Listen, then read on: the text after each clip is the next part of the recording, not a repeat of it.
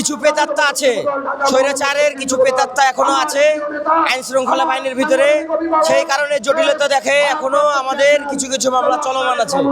আমরা এখনো স্বাধীনতা পাইনি এবং আমাদের বিএনপির যে বর্তমান ভারপ্রাপ্ত চেয়ারম্যান তরুণ প্রজন্মের অহংকার জনাব তারেক রহমান আমাদেরকে যে 31 দফা দিয়েছে, এই 31 দফাকে আমাদেরকে সাধারণ জনগণের মাঝে নিয়ে যেতে হবে এবং সেটা সাধারণ জনগণের মাঝে তুলে ধরতে হবে। 31 দফার মাধ্যমে আমাদের দেশকে সংস্কার করতে হবে। আমরা রাজশাহীতে আমার যে অঞ্চলটুকুনে যে ঝামেলা হয়েছিল, যে পুলিশ আমাদেরকে গুলি চালিয়েছিল, আমার সামনে স্বচ্ছ টাওয়ার আছে, রাজশাহীর যে স্বচ্ছ টাওয়ারে আমাদেরকে গুলি চালানো হয়েছিল।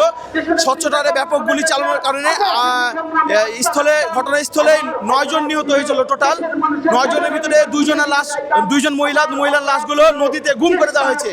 আমাদের রাজশাহীর পাশে পদ্মা নদী, সেখানে মহিলা 2টার লাশ ফেলে দেওয়া হয়েছিল। ওই লাশ 2টা এখন পর্যন্ত আমরা খুঁজে পাইনি, আর বাকি লাশগুলো পাওয়া গেছে। তারা রাজশাহী মেডিকেল কলেজে লাশগুলো হস্তান্তর করার পর তারা মৃত ঘোষণা করে এবং আমাদের পরিস্থিতি খুবই ভয়াবহ ছিল। ওখানে কুখ্যাত সন্ত্রাসী ডাবলু সরকার ছিল, সে সিটি মেয়র, তারই নির্দেশনায় এই আমাদেরকে মাথায় হেডশট করে গুলি করে নিহত করা হয়েছিল। 3500 মানুষ প্রায় আহত হয়েছিল, নিহত হয়েছিল 9 জন।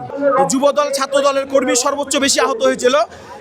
আমাদের রাজশাহী মহানগর যুবদলের সদস্য সচিব তিনি তাদেরকে রীতিমতো এখন পর্যন্ত রেগুলার রাজশাহী মেডিকেলে গিয়ে এবং তাদের বাসায় গিয়ে যতটুকুই সার্বিক সহযোগিতা করার আমাদের রাজশাহী প্রাণ যুবদলের কান্ডারি রফিকুল ইসলাম রবি ভাই, আমরা সহ সাথে গিয়ে যার হুইল চেয়ার নাই তাকে হুইল চেয়ার প্রদান করেছি, যার আর্থিক সমস্যা থাকে আর্থিক সহযোগিতা করেছি।